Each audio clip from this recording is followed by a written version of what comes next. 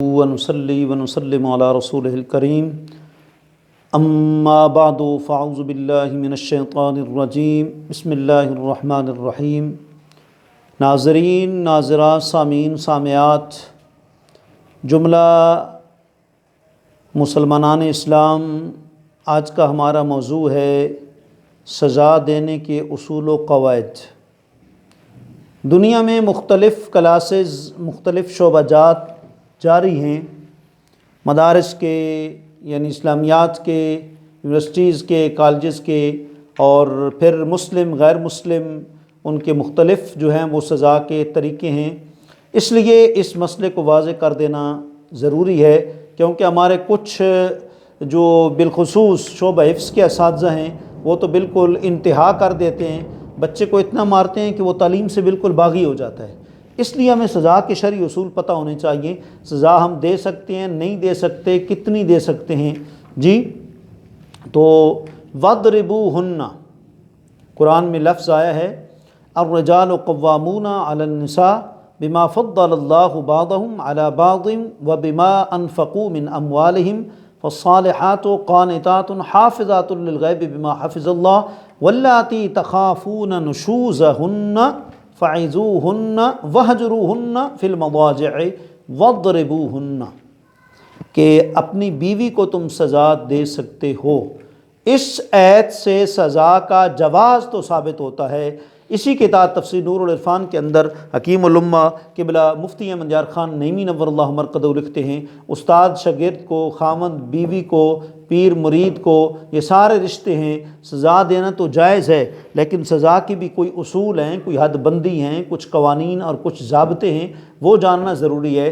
دیکھیں، سب سے پہلی بات تو یہ تحفۃ المولود باحکام المولود کتاب کے اندر علامہ ابن قیم جوزی نے ذکر کیا ہے کہ 10 سال سے کم عمر بچے کو سزا نہ دی جائے۔ جی، 10 سال سے کم عمر بچہ ہے، 5-6 سال کا ہے وغیرہ، اس کو سزا نہ دی جائے۔ اور یہ انہوں نے کہاں سے اصول مستنبط کیا؟ نماز سے۔ نماز سے افضل تو کوئی عبادت نہیں ہے، سب سے افضل عبادت نماز ہے، لیکن نماز کے متعلق آقا رحمت صلی اللہ علیہ وآلہ وسلم نے فرمایا کہ 7 سال کا جب بچہ ہو جائے تم اس کو نماز کا حکم دو، لیکن جب 10 سال کو پہنچ جائے اب نماز نہ پڑھے، اب تم اس کو سزا جو ہے وہ دے سکتے ہو۔ یہ بھی آقا رحمت صلی اللہ علیہ وسلم نے فرمایا۔ سرکار کا خود طریقہ سزا دینے کا بھی نہیں ہے۔ حدیث صحیح مسلم میں ہے کہ آقا علیہ الصلوۃ والسلام جو ہے تلوار کو فقط جہاد میں یعنی دشمنوں کے خلاف استعمال کرتے تھے، صحابہ کو حضور نے نہیں مارا، سزا نہیں دی۔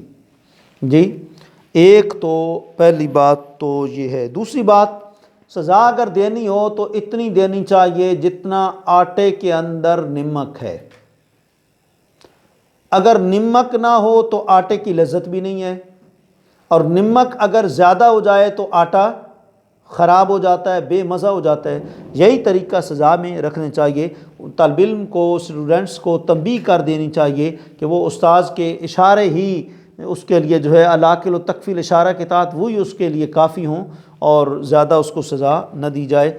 اور آقا علیہ الصلوۃ والسلام کا یہ فرمان بھی صحیح بخاری کتاب الحدود ہے اس کے اندر، اور مسند امام احمد، جامع ترمذی وغیرہ کی کتاب الحدود میں یہ موجود ہے۔ آقا رحمت صلی اللہ علیہ وآلہ وسلم جو ہے آپ نے فرمایا کہ لا یجلد فوق 10 جلدات الا فی حد من حدود اللہ، کہ اللہ تعالیٰ کی مقرر کردہ سزاؤں کے علاوہ کوئی بھی سزا 10 سے زیادہ کوڑے نہیں ہونی چاہیے، 10 سے زیادہ، لہٰذا زیادہ سے زیادہ سزا 10 کوڑے ہے، اور یہ بھی ایک بالغ اور شریعت کے پابند شخص کے لیے۔ پھر ہمارا رویہ پابندی شریعت سے کم اور بچوں کے بارے میں ایسے کیوں ہے؟ یہ بات تو شخص سے بالا تر ہے کہ 10 ضربوں سے زیادہ ضربیں کسی صورت نہ لگائی جائیں، بلکہ حضرت عمر بن عبدالعزیز رحمۃ اللہ تعالیٰ علیہ نے اپنے دور حکومت میں تمام شہروں کی طرف یہ حکم نامہ جاری فرمایا تھا کہ کوئی استاذ، کوئی معلم 3 سے زیادہ ضربیں نہ لگائیں، اس سے بچے پر خوف طاری ہو جاتا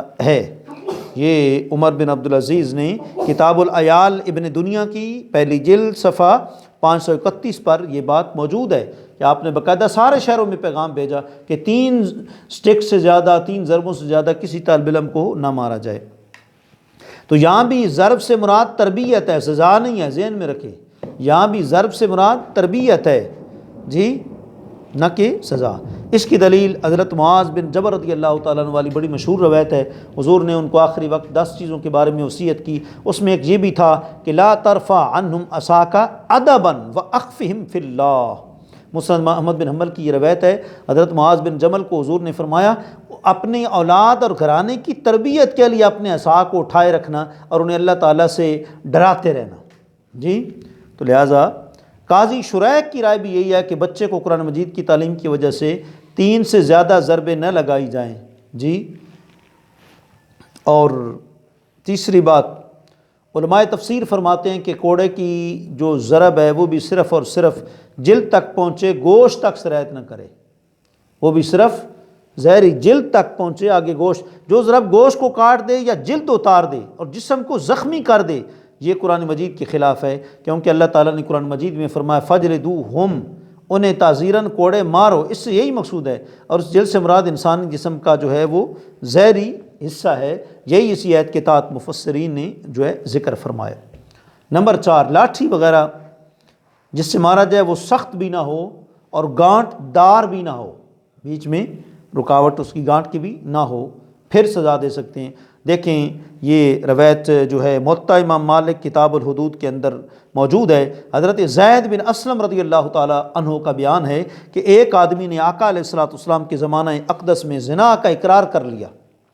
رسول اللہ بعض روایات میں وہ صحابی جو ہیں ماعز اسلمی کا نام بھی ملتا ہے، رسول اللہ صلی اللہ علیہ وسلم نے ایک کوڑا منگوایا، ایک ٹوٹا ہوا کوڑا لا کر پیش کیا گیا تو آپ صلی اللہ علیہ وسلم فرمایا فوق ھذا، یعنی اسے مضبوط کر کے لے آؤ، یہ ٹوٹا ہوا کوڑا مجھے نہ دو۔ اب تو ٹوٹا ہوا بھی ڈنڈا استاد لے لیتے ہیں اور جیسے آتا ہے شروع کر دیتے ہیں۔ پھر آپ صلی اللہ علیہ وسلم کے پاس ایک نئی چھڑی لائی گئی جس کے اوپر سے گانڈیں بھی ختم نہیں کی گئی تھی، آپ صلی اللہ علیہ وسلم فرمایا دون ھذا، اس سے ذرا ہلکا لے کر آؤ۔ تب آپ صلی اللہ علیہ وسلم کے پاس ایک ایسی لاٹھی لائی گئی جو بالکل صاف اور نرم تھی، پھر آپ صلی اللہ علیہ وسلم نے حکم صادر فرمایا، اسے کوڑے لگائے گئے۔ پھر آپ صلی اللہ علیہ وآلہ وسلم نے یہ ارشاد جاری کیا جو موطا امام مالک میں موجود ہے، یا ایھا الناس قد آن لکم ان تنتہوا عن حدود اللہ من اصاب من ھذہ القاذورات شیئا فلیستتر بستر اللہ فانہ من یبدی لنا صفحتہ نقم علیہ کتاب اللہ۔ آپ نے فرمایا اے لوگو، اللہ تعالیٰ کی مقرر کردہ جو حدیں ہیں ان سے تجاوز کرنے سے رک جاؤ۔ جو شخص اس قسم کی کسی فوشکاری کا ارتکاب کرے اسے اللہ تعالیٰ کے پردے تلے چھپ جانا چاہیے۔ جو شخص ہمارے سامنے اپنا سینہ ظاہر کر دے گا اللہ اکبر تو ہم اس پر اللہ تعالیٰ کی حد نافذ کریں گے۔